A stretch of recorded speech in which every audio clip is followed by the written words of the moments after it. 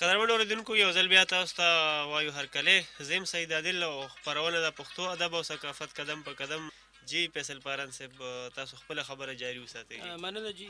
نو ما دا خبره کوله د احمد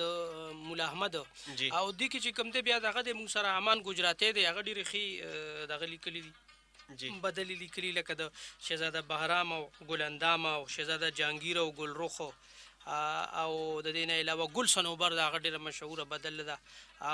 او محبوبه او جلات چې دا هم زموږ خپله کیسه ده د دې دغه په پېښور کې خولی کېږي د بود مت دغه دي نو هغې باندې دی د محبوبه د کلا نوم دی ورکړی دی مطلب دا دی چې دا هم زموږ خپله دغه ده ښه. بیا دلفروز شهزادی او دلفراز شهزادی او دلفروز شهزاده دا ممان ګجراتي لیکلې ده. شیرین فرهاد لیلا مجنون دا چې کوم دی نو دا لیکلي امانت عارف خټک چې کوم دی او د نوښار غالبا دا هغه پکې دا دغه لیکلي دي. بیا امیر حیدر نومې یو لیکونکی دی نو جنګنامه یې لیکلې ده جنګنامه د زکوم باچا او کیسه د شمشاد او کیسه د عثمان شهزاده دا چې کوم دی نو دا دی امیر حیدر لیکلی دي. بیا مشهور چې کوم لیکونکی دی نوموړی لیکونکی چې کومو د سندرو امیر غلام صادق هغه چمنی خان یو بدل لیکلی د چارسدی یو دغه خان اوس یو ورور یې اوس مینیم دی دغه طرف لیکلی و کنه ملتان زړور هم لیکلی و دغه د امیر غلام صادق نو دا دوه دي د پښتنو دغه سره دا تعلق ساتي. ښه د دې نه علاوه چې کوم دی بیا چې کوم موږ سره نور هم داسې ډېر دي خو لکه بیا جمشید ټوپۍ د جمشید د ټوپۍ د عجب خان لیکلی وه او د پیر بابا او بالکي کیسه دا جمشید د ټوپۍ چې کوم دی دا لیکلی وه او دغه چې کوم دی د سوی ورته د جوشي صاحب خدای ذکر وکړو یو اصحاب کاف کیسه چې کوم دی دغه منظوم کړی د جلبۍ مولوي مشتاق چې کوم یو مولا او هغه چې کوم دی د اصحاب کاف دا کیسه چې کوم دی لکه هغه منظوم کړې ده. ابراهیم شاه چې کوم دی یو لیکونکی دی نو هغه شهزاده بهرام او تورابان دیو دا کیسه چې کومه ده نو دا هغه منظوم کړې ده. دا خو د زمونږ په هغه چې زمونږ دا کې نه ده. ښه د دې نه علاوه ما بل دا خبره کوله چې دا څنګه چې دغه ووایي نور لمین صاحب چې دا ووایي چې زمونږ صوابی دا یې د محصل دی چې د بابای شربتي سره بابای بدله یا بابای کیسه چې کوم دی نو هغه هم د صوابی دی که نه علي حیدر جوشي او هغه چې کوم دی د ارامداد کیسه هغه لیکلې ده د یوسف خان شیربانوي لیکلې ده او دا د ټوپۍ د جمشید خو موږ ذکر وکړو چې دا مشهور عجب خان افریدي او د پیر بابا د بالکي دا کیسه یو زمانه کې ډېره زیاته مشهوره وه دا هغه لیکلې ده. او خو دې سره د زیات د خوند خبره دا ده چې صوابی سره یو نه دوه کیسې چې کوم دی نو هغه تړلي دي چې زموږ د خپلې خاورې د تورزل خان او د شاهي کیسه چې کومه ده چې تورزل خان چې کوم دی نو دا نه مینۍ یادېږي که نه او دا ډېره زبردسته کیسه ده بلکې دی چې څنګه ووایي د یوسف خان شیربانو د کیسې چې کوم خپل چې کوم دی خصوصیت دی بیا یا د ادم خان دورخانۍ په کیسه کې چې کوم خوند دی او بیا دا چې کومه کیسه ده دغه د تورزل خان او د شاهي ده دا بیا ډېره عجیبه کیسه ده لکه دا د دې نه شروع کېږي دې څیز ته تاسو دا وګورئ دې کې د پښتون هغه نفسیات او د هغه ضد او د هغه شاهي د بادشاه د بیبي د غاړې هار غوښته دی چې څنګه هغه سړی چې کوم دی توردل چې کوم دی چې کله دی را دننه کېږي ناوې ته راځي نو هغه ورته ته خو د دروازه داسې د تنبې د وي داسې پرانیستې لکه چې مال د اکبر بادشاه د ښځې هار راوړی نو دی هغه دروازې بیا بندي کړي وایي دا هار بدله اوس په ما د قسمې وایي نو دی د هغې نه لږ شېدلې خبرې له سوچ وکړه دی بیا ځي او په هغه زمانه کې مندڼو پسې چې کوم دی دغه راغلی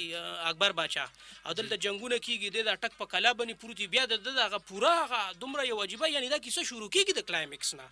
بیا هغې کې چې کوم دی چې ځي نو هغه کلا باندې هغه زمانه کې چې کوم دی دا جمع دی نو بهي د اوبه دغه نو دی بیا داسې چل کوي چې د شپې هغه تیاره کې دی چې کوم دی هغې کې لرګي وړي نو هغه وایي چې دا څوک راځي نو چې هغه محافظان چې کوم د کلا دي هغې چې لاندې راکوزېږي ګوري دا لرګي دي نو یې بیا ځي نو داسې هغې دی د اوکه کې نو بیا ننوځي بیا هلته کې دی ونیسلی شي بیا چې کوم لکه مخکې دا کیسه څنګه ځي نو دا ډېر عجیبه یو دغه ده د پښتنو او د دې تعلق هم چې کوم دی زموږ صوابۍ سره دی یوسف خان شیربانو غوندې نو دا دوه دا صوابۍ له دا اعزاز حاصل دی چې دې ته دوه اوریجنل د پښتو سوچا چې کوم کیسې دي زموږ خاورې سره چې د هغې تعلق دی نو هغه د صحابۍ دی. بیا دی چې کوم دی واپس یې کلانه چې راځي نو بیا کوړي کې تګي کېږي نو ورته یې مال وبرړه جوړو باندې پیخي وی جوړغل دلته کې ناستئ نو هغې وژني په تبرونو باندې نو ډېره علمي او ډېره علمیه دغه ده چې د اکبر بادشاه دغه نه ډېره خلاصېږي یو بل ځای کې نو دا ډېره په پښتو کې د ادم خان او درخانۍ غوندې دا دویم بیا داسې یو دغه دی چې یو خو دا ډېره عجیبه ده. امین صاحب تاسو د ملتان زړور خبره وکړه نو داسې چې د ادم خان درخانۍ یوسف خان شیربانو او علم خان میمونه دا نورې کیسې خو موږ اورېدلې خو دې باره کې راته چې څه ووایي دا ملتان زړور او دا داسې دی که نه چې دا څنګه عجب خان د پیرنګیانو په زمانه کې زمونږ یو هیرو دی په یو شکل کې نو دغه شان دا ملتان دی او دا ملتان چې کوم دی نو دا هم د پیرنګیانو خلاف ګوریله جنگ کوي لکه د پیرنګیانو خلاف یو اجتماعي جنگ شروع دی په مختلف هغه کې بیا هغه وروستو هغې یو ساینټیفیک شکل اختیار کړ د باچا خان او د حاجي صاحب ترمزي په مشرۍ کې او د کاکایي صنوبر حسین دي خو د دې سره سره مخکې نه هم ځکه چې پښتون چې کوم دی نو دی په خپله خاوره باندې یرغلګر نه زغمي دا د نیچر دی د فطرت دی چې دی به د یرغلګر په خلاف ودرېږي نو دا ملتان زړور چې کوم دی نو دی داسې کار کوي چې دی خپلو ملګرو ته وایي چې موږ سره دوه څیزه نشته یو موږ سره د پیرنګي د لیول وسله نشته او یو موږ سره وسایل نشته نو داسې کار به وکړو چې د اندرشیر بازار به ولوټو نو وایي چې دا سره موږ سره یي نو ځکه سره طاقتور واخلو نو موږ به ځان له په هغې باندې ټوپکې واخلو نو دی ولوټي دا اندرشیر بازار او دا هغه ته وایي چې دا لکه موږ چونکې جنګ کوو د دغه خلاف د دې ټولو دپاره کوو د ازادۍ جنګ کوو نو دی هغې کې بیا دی جنګ شروع کړي مسلح کاروایۍ کوي او په دی باندې باقاعده په دی د انګریزانو په دغه باندې په پلټنو باندې راځي او دا جنګ ډېر وخت جاري بیا دی اخر کې چې کوم دی د جنګ په میدان کې دی په حق رسي یعنې شهید کېږي او دا بیا د کیسې خواږه هغه بیا دا پیدا کړي دي چې کله د ملتان زړه چې دی نو هغوی دا زړور ورته په دې وایي چې کله وایي هغوی وله زړه وسیره نو هغه چې را بهر کړه نو هغه پوره یو سیر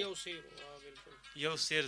لکه زړور ورته ځکه وایي که نه ملتان زړور ورته ځکه وایي نو دا زمونږ هیرو دی د زاده او دا کیسې دا سلکوالي کې ما ته ټولې یادې ومې د عجب خان چې دا شهزاده څنګه پیرنګیانو سره مې پاتې د حساب او ډېر زبردست هغه موږ په هغه انداز کې به مذهب هم کوله چې اورېدې به دا په حجرو کې به کېدې دا مجلسونو سره به کېدې د عجب خان کیسه عجب خان هم دقه شان پیرنګي خلاف چې د مسلح جدوجهد کوي او بیا هغه د هغه د کلي بېعزتي وشي او د هغې بېعزتۍ بدله بیا هغه د ایلس په شکل کې اخیستې ده چې لکه او دا ټولې کیسې تاسو کتابونو کې کتلې دي که نه دې کې چې دی نو دا موږ زیات تر اورېدلي دي دا به داسې وکړه نه چې دا به د دې کې څه خو چاپ شوي هم دي لکه یوسف خان شیربانو کیسه چاپ شوې ده د ځینې چاپ شوي هم دي د عجب خان کیسه بیا هم د زیب آرټ والا هغه بیا چاپ کړې وه خو دا اول موږ داسې وه چې څه وخت موږ لکانو نو د حجرو مجلسونه به په حجرو کې به چې دی نو لکه دلواب استاد چې دی ما د هغه نه د یوسف خان شیربانو کیسه اورېدلې وه او د هغه په هغه سټایل کې به بیا موږ د وینا کوشش هم کوو چې دا لا وړی دی دریابونه په خطو دي هغه سټایل موږ په غوږ لاس کېښود یا دا چې نوبتونه رنګ په رنګ درته غږېږي او ځوان یې زړه دی یو ساعت نه خوشحالېږي نو بیا هغه دی ورته چې کیسه کوي چې رایا د کوم د هغه جینۍ مینه بادشاه نه کېږي زما وجود کې وینه نو دا موږ به باقاعده په مجلسونو کې په حجرو کې به دا اورېده وحید ګل دي جانزیب استاذ دي دلواب استاذ دي دا چې کوم زموږ سندره د هغې نه مخکې به موږ د ډیلي ریډونه اورېدل چې سبزري خان دي او صوبتي دي به چې نو دا کیسې کولې بیا ورو دا بیا چپایي چې ډېره شوه یول خو ګرانه وه چپایي که نه بیا چې ورو ډېره شوه نو بیا دې کې ځینې کیسې چاپ هم شوې خو زمونږ د خپلې خاورې کیسې چې دي نو هغه څه اوس هم ناچاپه پرتې دي اوس هم داسې دي که نه څنګه چې مهدي باچا وایي چې د پښتنو په لارو کوڅو کې په سوونو نه په زرګونو افسانې نالیکلې پرتې دي نو داسې بلا کیسې اوس هم داسې دي چې هغه لکه ناچاپه پرتې دي یو دمه به واخلو د هغې نه پس به بیا راشو قدرمنو اورېدونکو وخت شی دی وړې غوندې دمې د دمې نه پس بیا ستاسو په درانه خدمت کې راځو